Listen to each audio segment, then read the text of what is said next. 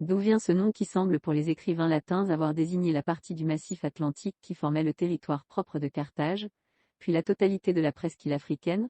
Bien des conjectures ont été hasardées à ce sujet tant par les modernes que par les anciens eux-mêmes. On a vu tour à tour dans ce mot une allusion au climat de l'Afrique, à son sol sablonneux, à son isolement géographique, aux héros mythologiques ou bibliques qu'il avait conquises.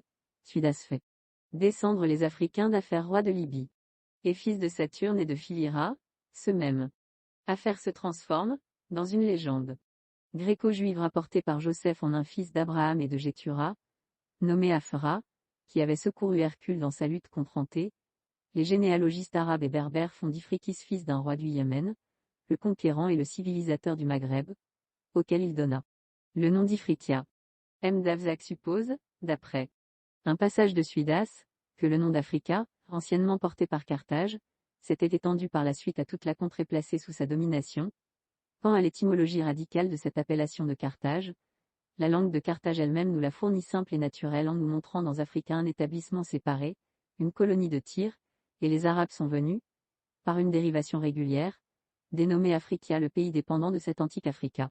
L'étymologie adoptée par Davzac n'est pas acceptable, en tant qu'elle donne au mot Africa le sens de la colonie établissement séparé. Tout au plus pourrait-on admettre que Carthage ait dû ce nom, si elle l'a jamais porté, à sa position topographique et à son isolement du continent. Aussi, M. Carrette fait dériver le mot Africa de celui de la grande tribu des Auriga, les Afarites des généalogistes arabes, les Ifuras de Coripus, refoulés dans le Sahara, où ils formaient encore, sous le nom d'Ouragan, une des plus importantes fractions des Asgars. Les Auriga ont dû habiter le littoral aux époques les plus anciennes, et donner leur nom à la contrée qui est devenue depuis le territoire de Carthage. Les Aouragan paraissent avoir formé, dès les temps les plus reculés, une des plus puissantes familles berbères puisqu'un des principaux dialectes de la langue tamashek a reçu de le nom d'Ourigia. L'importance de cette même tribu est encore attestée par ce fait qu'Ibn Khaldoun fait descendre d'Ourig les deux grandes fractions berbères des Sanadja et des Lamta. Les Kelouïs du district d'Air descendent également des Aouragan. Au temps d'El-Bekri, quelques fractions des Afariques habitaient encore, sur le littoral syrtique, les districts de Kabès et de Barca.